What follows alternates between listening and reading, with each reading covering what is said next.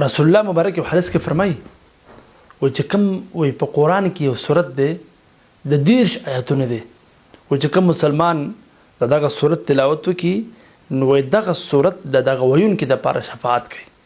څومره بهترین حدیث د نبی علیه الصلاۃ والسلام د من لپاره چې دغه سورت برکت داره چې کوم وي دغه خپل ویون کې د لپاره سفارش کوي.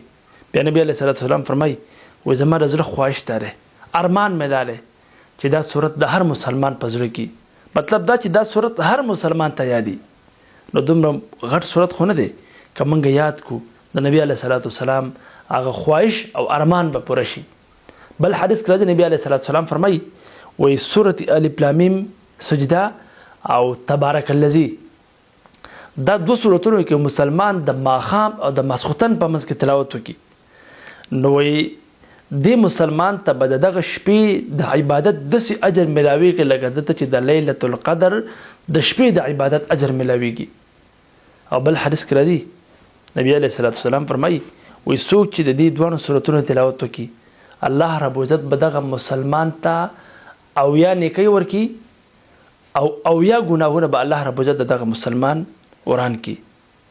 یو ورځ صحابه کرام جهاد دپاره تلي نو په یو ځای کې خیمه ولګوله نو هغه خیمې چې په کوم ځای کې ولګوله هغه د خیمې د ځای نه د اواز راتو د سورة تبارک الذی قبر و د هغې نه د تبارک الذی اواز راتو.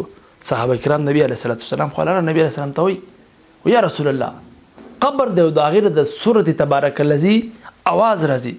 نبی علیه الصلاۃ والسلام فرمایي وایي دا صورت د قبر د عذاب نه د منکیدو د نجات صورت دی.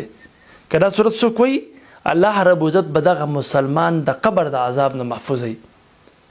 او جابر رضی الله عنه فرمایي وایي نبی علیه الصلاۃ والسلام به تر هغه وخته پورې وده کېده نه تر څو چې نبی علیه الصلاۃ والسلام به د دې صورت تلاوت نه وکړي. نو مختصر صورت دی فضیلت ډېر زیات دی. که موږ د دې صورت تلاوت اهتمام شروع کړو الله به د دې په برکت سره زموږ ګناهونه معاف کوي. د دې په برکت سره به الله رب عزت د څومره آفات او مصیبتونه چې راځي د هغې بچاو به کوي. د قبر د عذاب نه به الله زموږ حفاظت کوي.